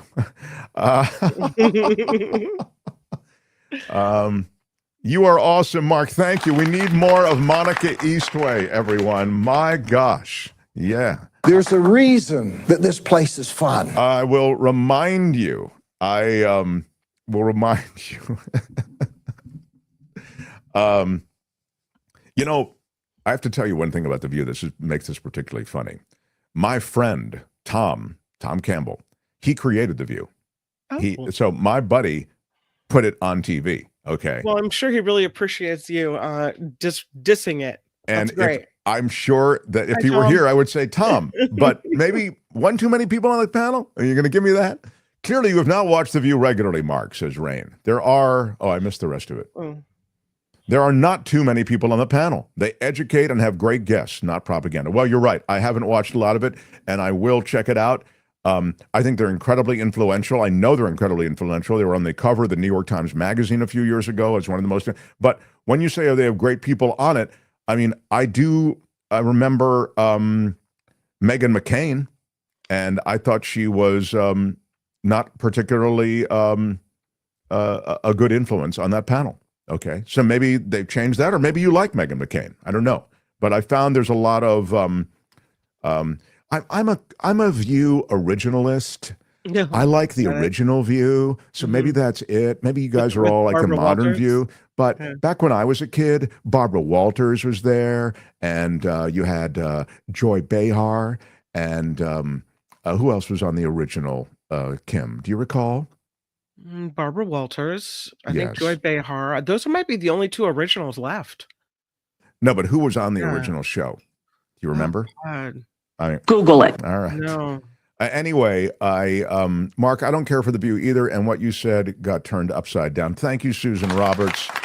Susan Roberts, and is it Monica? Who was the other person who agreed? Monica Eastway. Yes, you, Monica, and Susan and I, we're going to go have a cocktail somewhere and talk about how we're right and everybody else is wrong. So that's Good day, there sir. you go. All right. You need to give it another chance, Mark. I will give it another chance. There's the original View crew, okay? This is my View, all right? It was Barbara Walters, Joy Behar, the lady who had her her wedding paid for by a bunch of sponsors. Oh, What I was her remember name? that. Yeah, I That know. was great. Yeah. Her whole wedding was like, it was the only thing they didn't do was like wear NASCAR jackets at the exchange of vows. Everything was sponsored, and she was constantly thanking sponsors. She was a lawyer, and she had her own talk show for a while. I forget. And then Meredith Vieira, and then I don't know who the Oh yeah, Meredith Vieira. I don't know who the blonde lady is either. So I forget who that is. But so there are two that I don't remember. Although I remember a lot about one of them. And then there's Meredith and Barbara and Joy. Mark, women communicate differently from men. Thank you, Pam. Thank you for explaining this. And shadow producer Calvin Wong with maybe the comment come on, of the Calvin. day. Mark is right, he says. So Good day, sir. thank you. Exactly. Sonny has a great rebuke of Dems yesterday. McCain came over as a whiny, spoiled rich kid, says Rocket Reindeer. Well, I will tell you what, there's deep knowledge of The View on this chat. I mean, I It had really no is. idea that you guys were so like granularly connected to The View. Barbara Walters was instrumental in creating The View. It's good to hear different viewpoints. Meredith Vieira was an original, says Rain. You know, I'll tell you something. I could talk about this all day. I love this, talking about The View. It's comprised of super wealthy center leftists, says Kamala Harris. Not a true champion of the disenfranchised. Well, all of those New York media outlets are populated by those kinds of people. It just is the case, you know. But I'll record The View and watch it. And maybe it's true. I mean, I'm not being patronizing. Maybe it's true. I might watch it and really like it. I don't know. So, here is Louis saying, irony, crucifying Mark as a woman hater for being critical of a format, and yet a dude who wants to pick women up by the P is a convicted predator and president. Yeah, yeah. Yeah, well, I mean, two things could be true, to be fair. But you go, girl. Yeah, exactly. Girl, you just woo. Yeah, all right. The JFK Files, they still have not been dropped, apparently. I mean, today's supposed to be the day. I wonder if it's going to be like the Epstein files where, you know, we're told all this information is coming and it's like a big nothing burger. Yeah, I mean, I think it's going to be exactly like that. That's exactly, I mean, the Epstein files, you're not going to see anything as we've seen. They released them in this big release announcement and all this stuff, and there was nothing. I mean, they had redacted everything. It was just all these big black redactions through page after page after page. So Trump said no redactions. We'll see. Yeah, we'll see. Kim's news and my comment, and we will continue. I'm just looking at before I get to that. Yeah, nothing else here. By the way, if you're watching from overseas, we do get some overseas. I see something in the chat now. You're probably wondering what the F is The View and why are they spending so much time on it? It's a talk show here in this country, and I have no idea why we're spending so much time on it, but I've oddly enjoyed it, you know.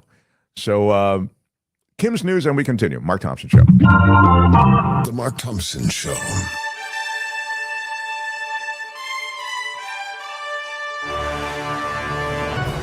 On the Mark Thompson Show, I'm Kim McAllister. This report is sponsored by CoachellaValleyCoffee.com. Mm-hmm. All organic and from women-owned farms, you know, which is yet another weird thing. I think it's a great thing. We brag about it. I think it's a good brag. But again, it's just funny on a day where I'm taking all this heat for somehow having said something that offended, you know. Anyway, it's CoachellaValleyCoffee.com. I do think it's terrific. And as we've noted on the show before, and Cliff will be back to talk about it, they seed, if you will, financially seed a lot of these women-owned businesses in this coffee world. I'm talking about Coachella does this, not the coffee world, but Coachella Valley Coffee does this.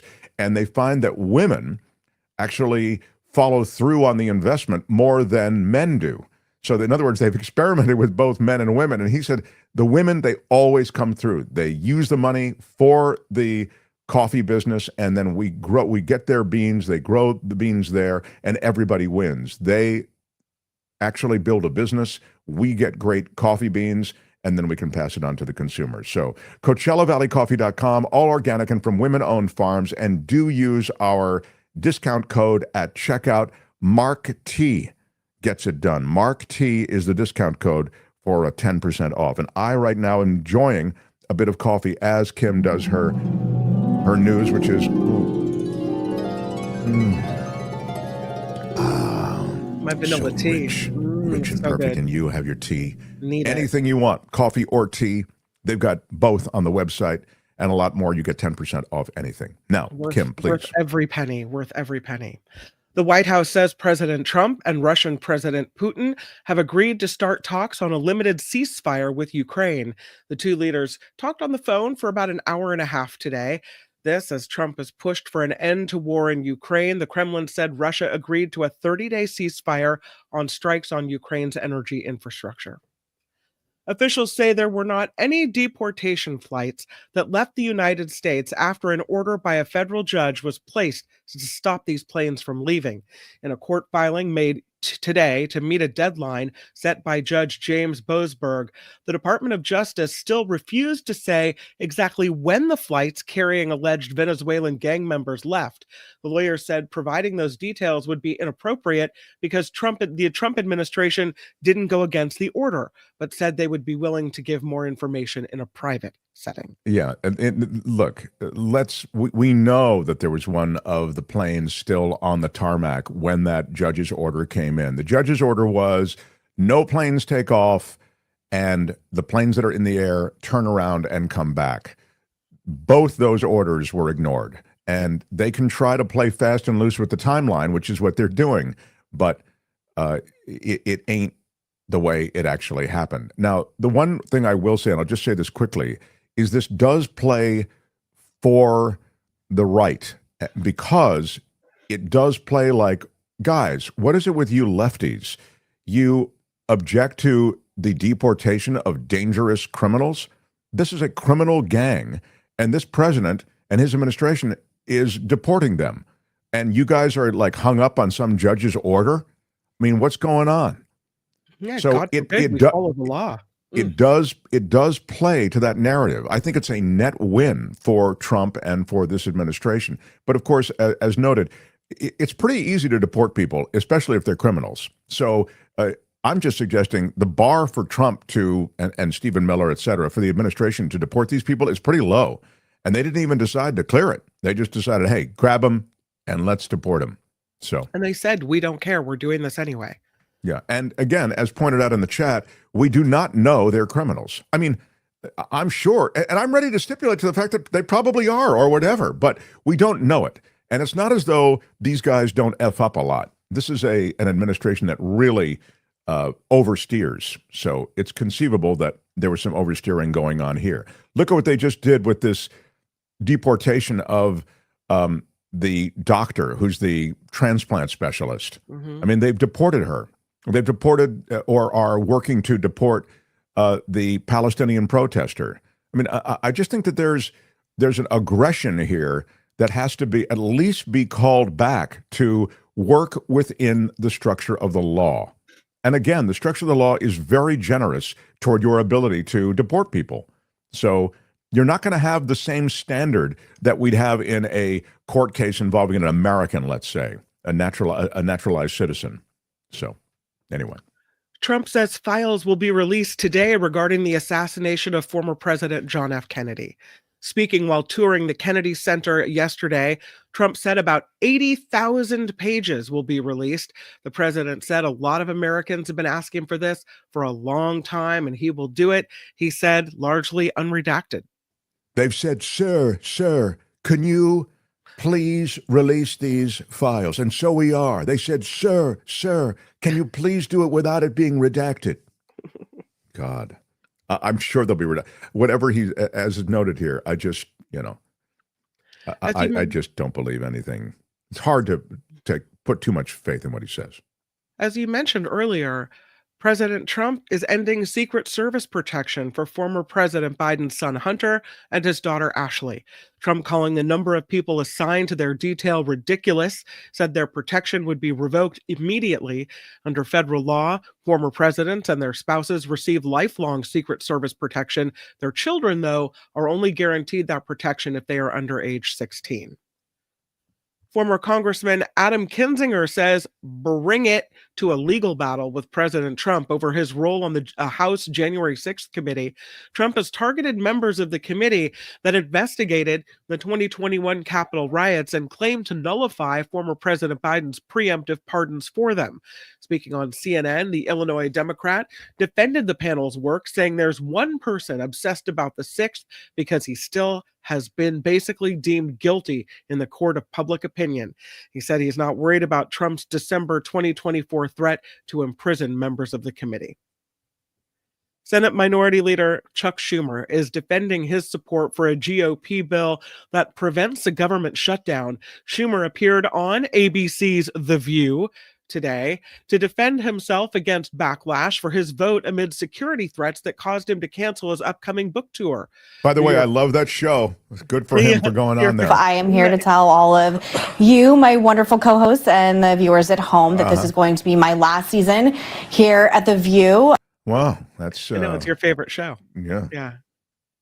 He said, Schumer, that if he had allowed a government shutdown, constituents would be complaining 3 weeks from now, demanding that he do something about the cutoff of their Medicaid and veterans benefits, and he'd have to say, I can't, we're in a shutdown. Fellow New Yorker House Minority Leader Hakeem Jeffries is saying he should keep his job as top Senate Democrat, and President Trump is praising Schumer as gutsy and bold. San Francisco mayor. That's an endorsement you don't want. No. Schumer. You don't say anything about me. That's enough. San Francisco Mayor Daniel Lurie moving forward with a new plan to address the city's homelessness crisis. Lurie announcing yesterday a new executive action called Breaking the Cycle. He says it's a 3-part action that gives his office new powers to better coordinate street outreach teams that help get the homeless into temporary housing. Lurie also wants to add hundreds of new housing and treatment beds for the homeless. His new effort comes as roughly 8,000 people experience homelessness in San Francisco on a daily basis. Frontier Airlines flying checked bags for no charge after Southwest announced the end of its more than 50-year-old free bag policy. Hey, Frontier's like, we like that policy. We think we'll pick it on up. Frontier announced the new promotion on select flights in an effort to bring in rebound customers moving away from Southwest. Passengers will need to book nonstop flights now through August 18th. Wow, this is, I like the idea of a rebound. Like, it's like a relationship. Yeah, that's right. Yeah, I'm breaking up with Southwest and my rebound relationship is with Frontier. Mm. Yeah. I can't believe that. I do think Southwest is, I mean, they're going to make a lot of money, obviously, because, now they're charging for all the things that they weren't charging for before, changing flights and bags, et cetera. But man, they're not a low-cost airline. I mean, if you put up their rates and they don't really beat out anybody in terms of, I guess if you book way ahead of time, you can get that getaway fare or whatever. But if you're flying round trip to Vegas from Los Angeles even, it can cost you, that's a probably $650 round trip. I flew a Frontier plane once to Hawaii. Oh, yeah, super, super cheap. And I felt like when we took off, that plane was really rickety. It seemed to shake more than any other plane I'd been on. I feel that on those European flights. When you go to Europe, man, they like Ryanair and all the rest. They're like these flying buses, It's like, it's 15 degrees in the cabin and, it's just like, oh, my God, this is awful. I mean, but... I'm only paying €30 to fly it. Anyway, Southwest, no longer a discount airline, I don't think. Speaking of the air, 2 NASA astronauts are on their way home, finally, after spending far longer aboard the International Space Station than they planned to. Overnight, Sunny Williams and Butch Wilmore officially wrapped up an unexpected 9-month stay aboard the ISS. It was the result of issues with their Boeing Starliner aircraft. If all goes according to plan, splashdown off the Florida coast is expected just before 6 p.m. Eastern. So, yeah. Pretty soon, they'll be back home. That Tony was just showing you pictures of the farewell Tony had. For those just listening, they're hugging. They're the Russians and the Americans. It's a really terrific enterprise, I think. I mean, it's the way that these nations and these scientists collaborate, and these are highly skilled people who've made great sacrifices to be up there for so long. It's very, I don't know, it captures both the imagination and a sense of patriotism and, honestly, a sense of the future. I mean, I'd love to see more of this kind of thing. Elon Musk's XAI has acquired AI video generator Hotshot. At Hotshot, they're now worried the layoffs are coming. The move suggests XAI is looking to directly compete with OpenAI's Sora and Google's Veo 2 in AI video generation. Financial terms have not been disclosed. In a post on X, Hotshot CEO said he's excited to be scaling his efforts on XAI's supercomputer Colossus. So, Lastly, another business story. Whisk Aero, developing the first self-flying all-electric 4-passenger air taxi, is set to showcase its autonomous air taxi virtually next week at Avalon Air Show 2025 in Australia. Attendees can visit Whisk's booth to view a Whisk Gen 6 aircraft subscale model and get a virtual reality experience of urban air taxi travel. Whisk is a fully owned Boeing subsidiary. Well, that should inspire There you confidence. go. Let me go up in the sky in this self-driving vertical takeoff Boeing jet. Got it. Okay. Whatever it is. This report is, but it looks kind of cool. It's very yellow. And, it looks definitely looks cool. Yeah. Talk about the future. You don't want to have a fender bender up there, though. I don't think. You really don't. Look at that. This report sponsored by CoachellaValleyCoffee.com. Once again, if you check out the website and you do find something you're interested in, please make sure to take advantage of our exclusive show discount, 10% off at CoachellaValleyCoffee.com. The secret code is Mark T, no spaces, MARKT. Enter it at checkout, and boom, that 10% comes flying off. I'm Kim McAllister. This is The Mark Thompson Show. Yes, I'm very unhappy with everything I've heard today on your show. Yeah. We are wrapping up our show for today. I thought I'd mention one thing that's kind of a sign of this administration. Then I'll take a couple of comments here on the way out. Elon Musk, everybody's favorite tech oligarch, has now extended his influence over the White House even further. How could he do it, you might ask? Well, with Starlink internet service. Yes, embrace it, all of you White Houseies.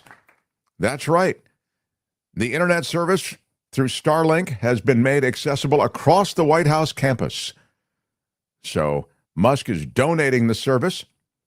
It is supposedly vetted by the Office of the White House Counsel's lawyer for ethical issues that might be involved.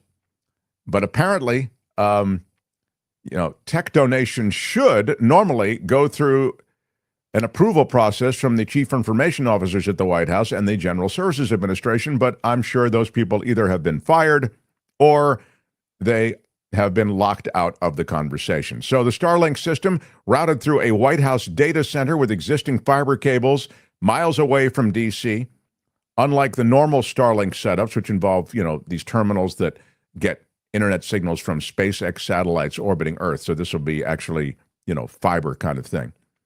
And Caroline Leavitt, everybody's favorite White House press secretary, says that Starlink was set up to, quote, improve Wi-Fi connectivity on the White House complex. And there are a few problems with having the world's richest man donate internet service to the White House, namely the numerous conflicts of interest and ethical issues. He already collects billions of dollars through his government contracts. He controls Starlink, of course. And if the White House employees are using the internet service, he could have access to their data. But that doesn't seem to bother anybody there in White House land. After all, he is a good friend of the president. What concerns me is the access to the data. I mean, is he just going through everything and using AI to harvest all the juicy stuff? Well, there are also questions about how secure the Starlink network is. I mean, it's not even, it doesn't stop with just him sort of hacking into data. So, but Starlink has also been set up at the GSA, and that's an agency that's been used by DOGE. It has contracts with a lot of government agency, including FEMA. And we know that Musk seized from Verizon another government contract for Starlink. So he's doing a lot, and he's moving fast and breaking things, which is like their big thing.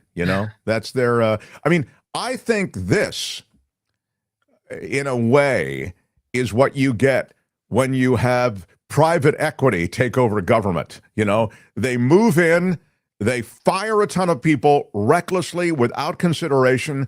They sell a bunch off for parts, typically is the way private equity, and then you have a skeletal version of whatever you had before that isn't as good at all as you had before.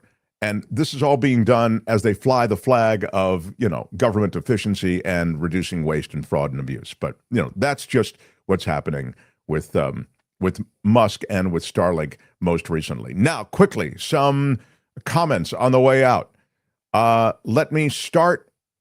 Thank you, Elon, says Spencer Jaffe. Those astronauts should be here soon.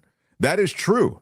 Musk is running the space program that has rescued those astronauts. So give the guy, give the devil his due, if you will. And thank you for the $5 super chat, Spencer. It is true that those people have been up there a long time. Kelly Malloy with $1 super sticker. Thank you. Kelly, thank you. Kelly, we do recognize you as an OG of this show. And Spencer Jaffe says, go for it, with a $5 super chat. I don't know what that's in relation to, but I love it. Go for it. Yeah, exactly. Just go for it. I mean, just go for it. Vilma says, by nullifying Joe Biden's pardons, Trump wants retribution against the January 6th committee and the witnesses that appeared. Yes, exactly. I don't know if we might have read that before, but yeah, Vilma is exactly right. Another OG of the show. Richard Delamater says, Mark, you handsome devil. At what point do we just admit the party's over? Man, am I chatty today?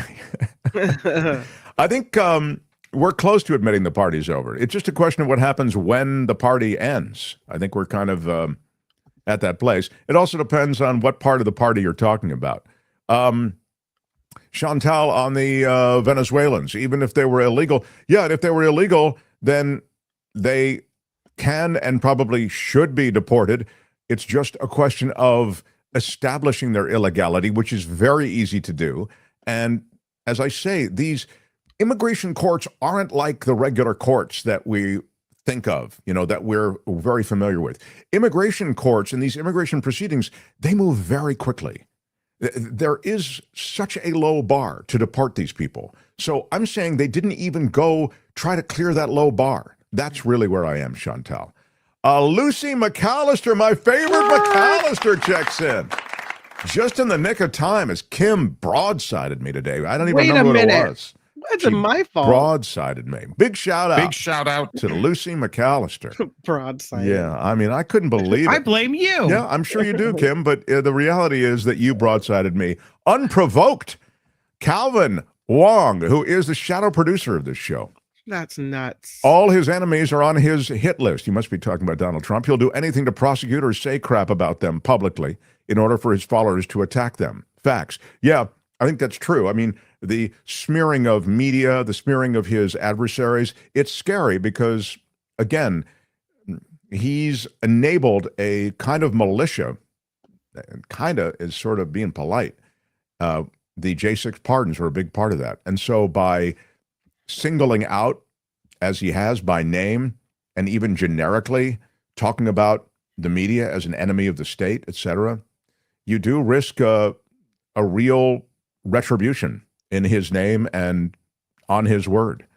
Sandra Thomas with a $10 super sticker. Come on, Sandra Thomas. Big shout out. Big shout out. Thank you. We're a crowd-funded show, so we make a big deal out of the crowd that funds us. And Blessed Mommy says this show should be renamed the TDS Hour. Yeah, Trump derangement syndrome, baby. That's what I got. I'm smoking the TDS.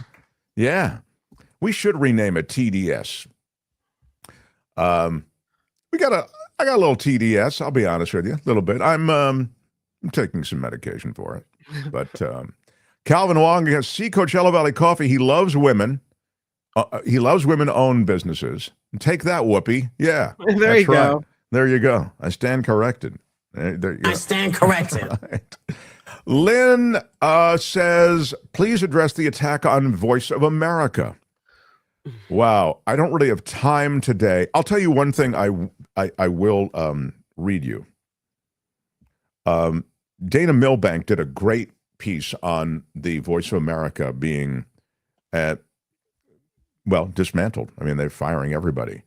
And here was the headline: Stalin, Mao, and Khomeini couldn't quell freedom's voice, but Trump did.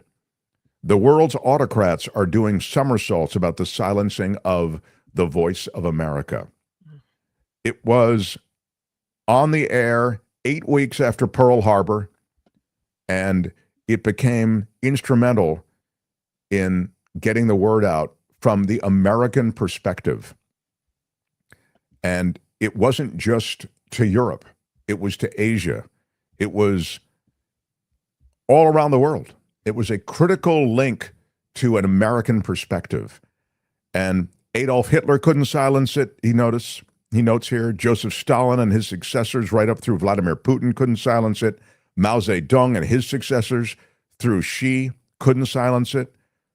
Khomeini and the Ayatollahs couldn't silence it, but Donald Trump has just silenced the voice of freedom. For the first time since 1942, VOA has been taken off the air after Trump put virtually all of its 1,300 staff members on leave.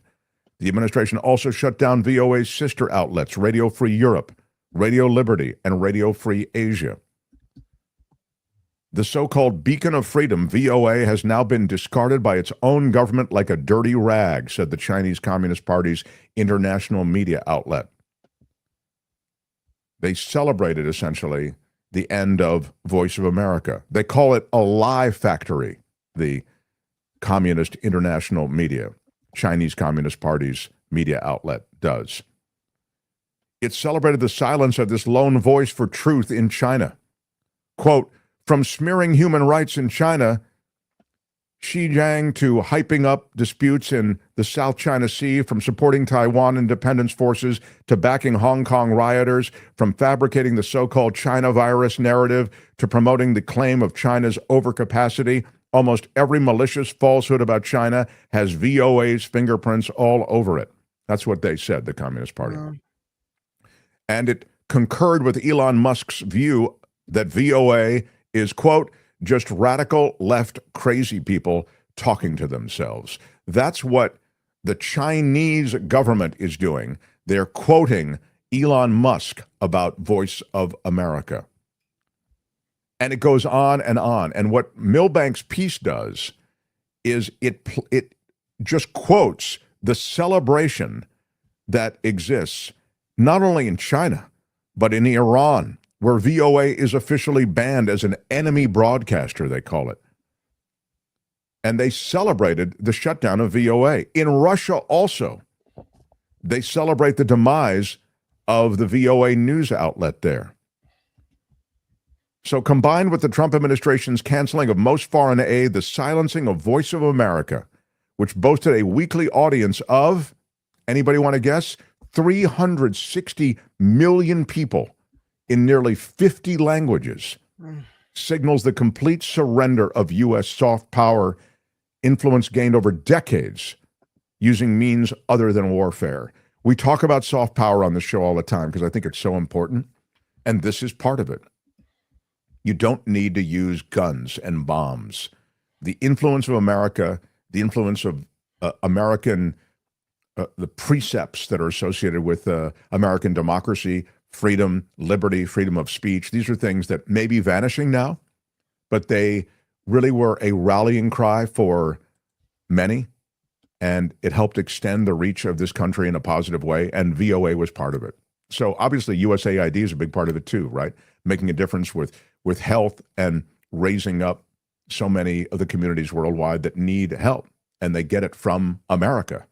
So I think it's a dark day when we dismantle yet another way in which the American perspective can be communicated to many parts of the world that have no way to hear it otherwise.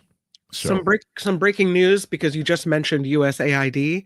Yes. There is a district judge in Maryland that is ordering the Trump administration to restore email and computer access to all employees of USAID, including those who are on administrative leave.